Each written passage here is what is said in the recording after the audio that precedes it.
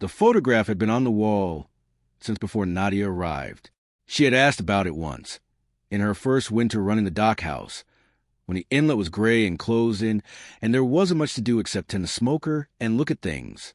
She had asked the man she bought the operation from, a retiring dealer named Haversham, who had run the place for 20 years before her, who had taken it and when. Haversham had said, some sport fisherman in the early 60s, hiked up to the cliff above the eastern shore to get the angle, took it on a proper camera, not a snapshot, which was why it was so clear, left it with the previous owner as a sort of thank you for a good week's fishing. That owner had framed it and hung it on the wall, and there it had been. He didn't know the photographer's name. He didn't know if the man had ever come back. The photograph was black and white, taken from a height that gave a quality of surveillance. The whole inlet laid out below, the water dark at the channel and pale in the shallows, the western ridge visible at the upper frame. It had been taken in late summer, probably August, because the tidal flat on the eastern margin was fully exposed and the vegetation on the upper shore was at its densest. And in the shallows on the eastern margin, running for perhaps 300 yards along the flat's edge, there was a kelp bed.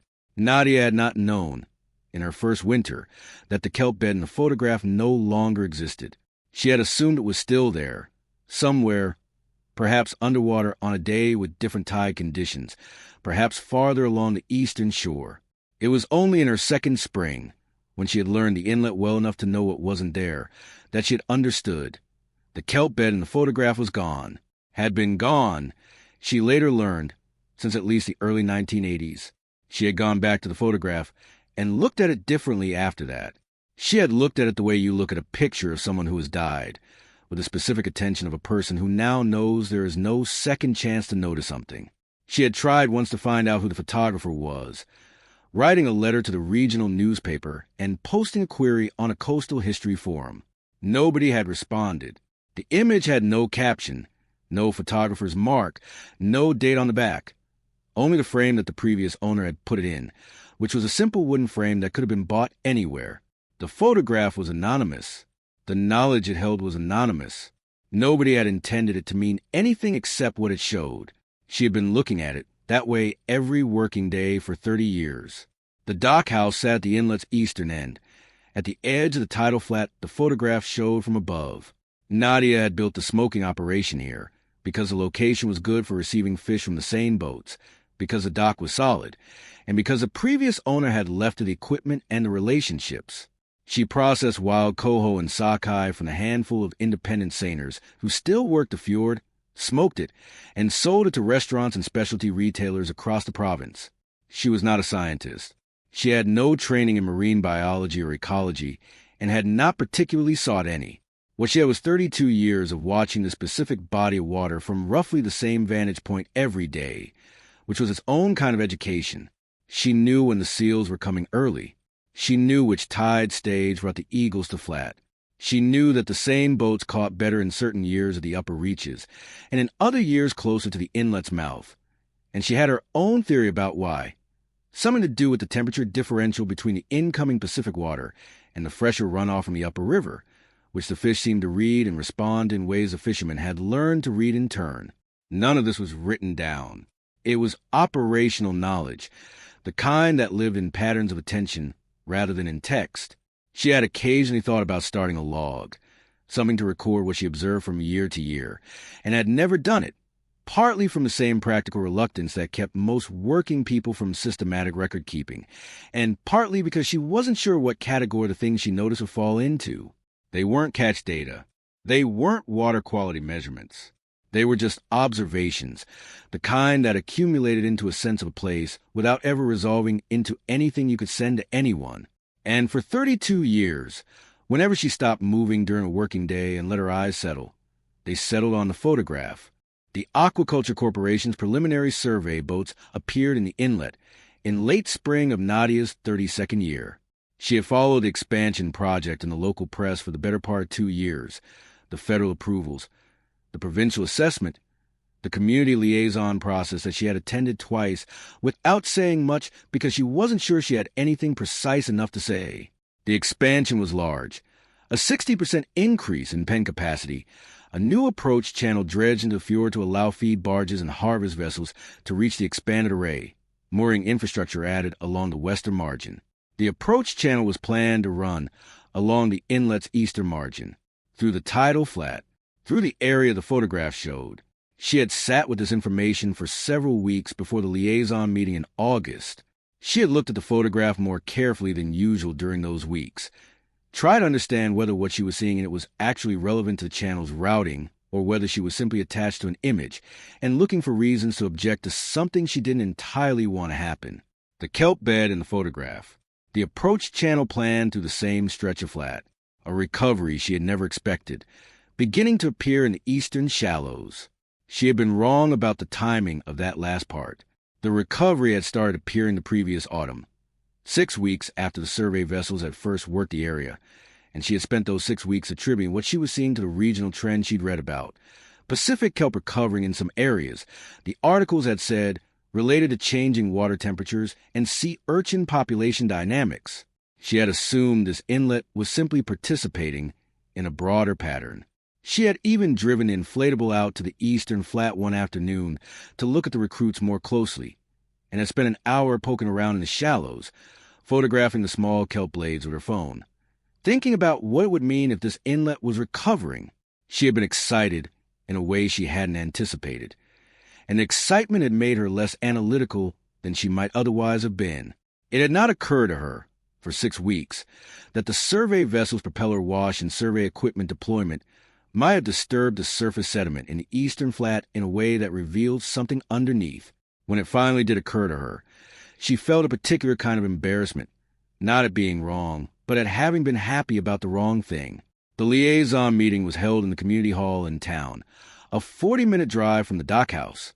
About 60 people attended. The corporation's project team was professional.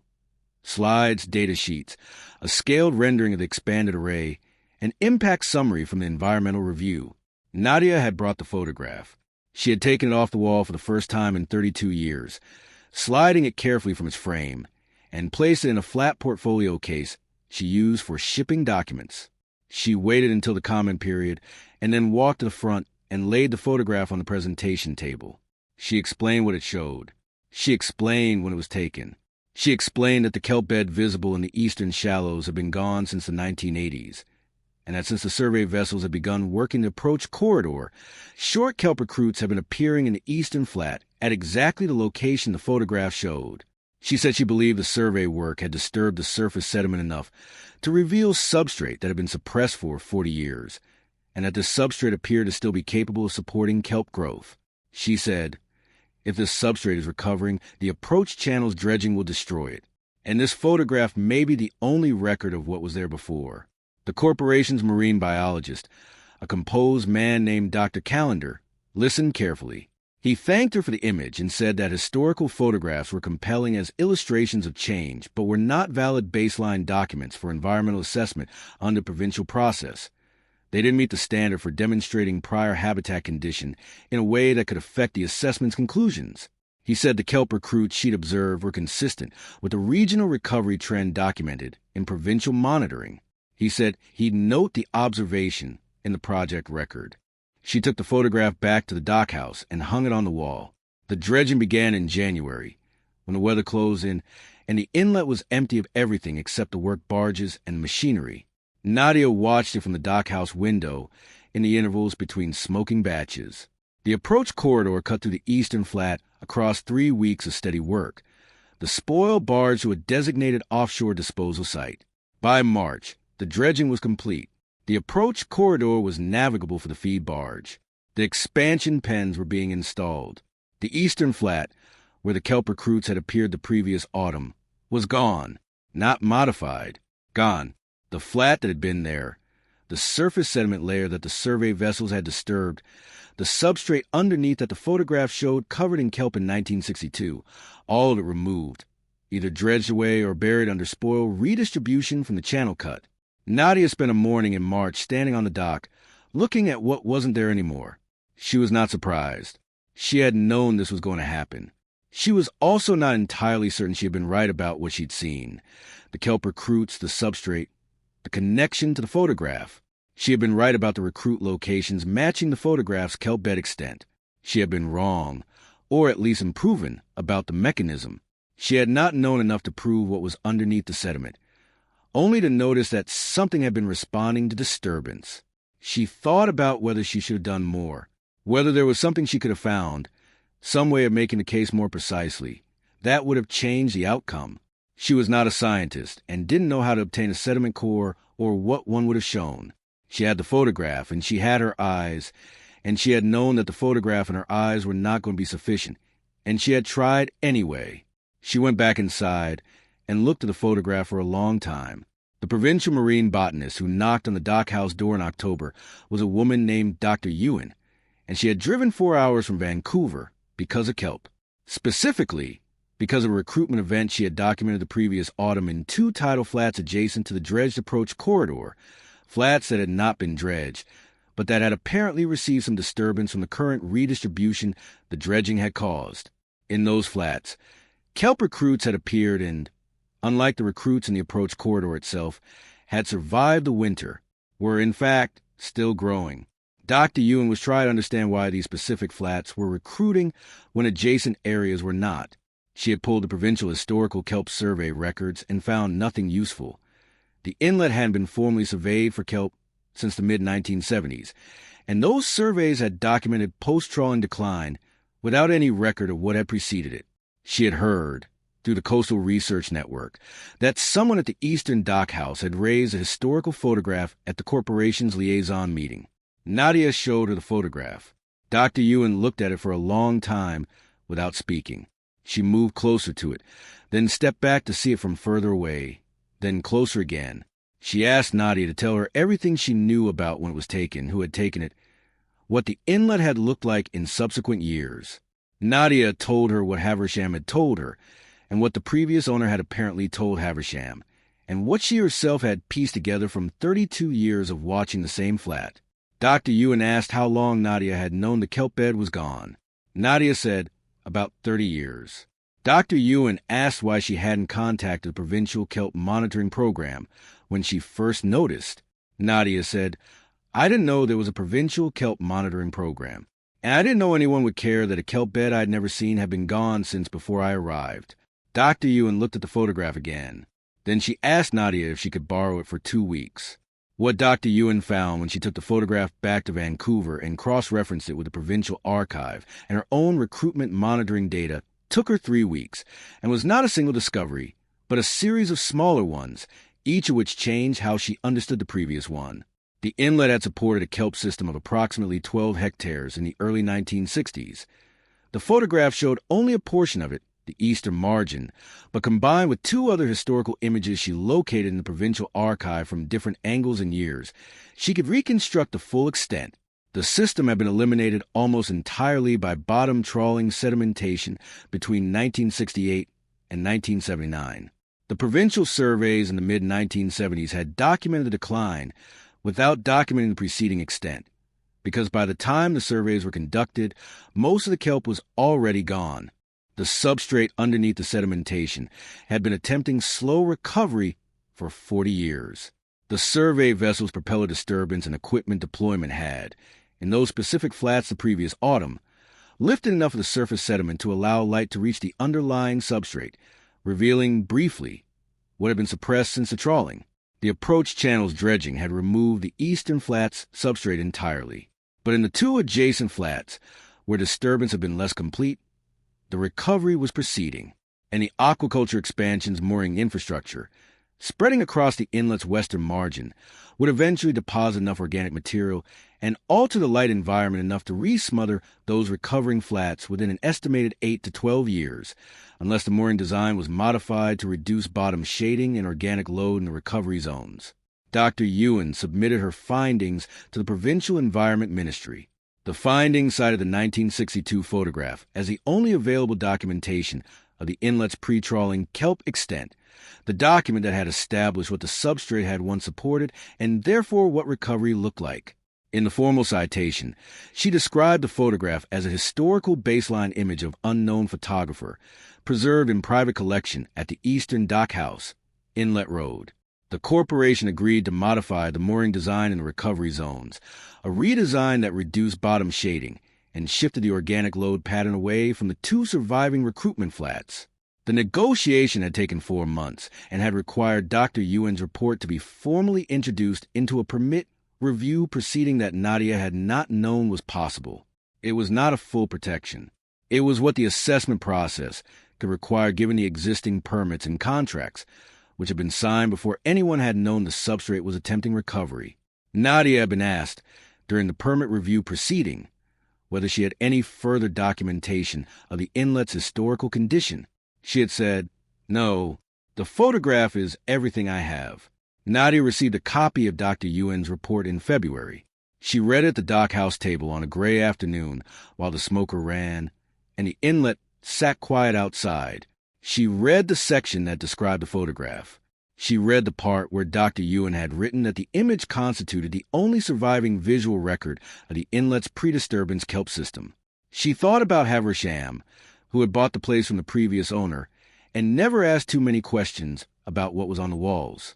She thought about the previous owner, who had hung the photograph because a sport fisherman had given it to him, and it was a fine image of the inlet.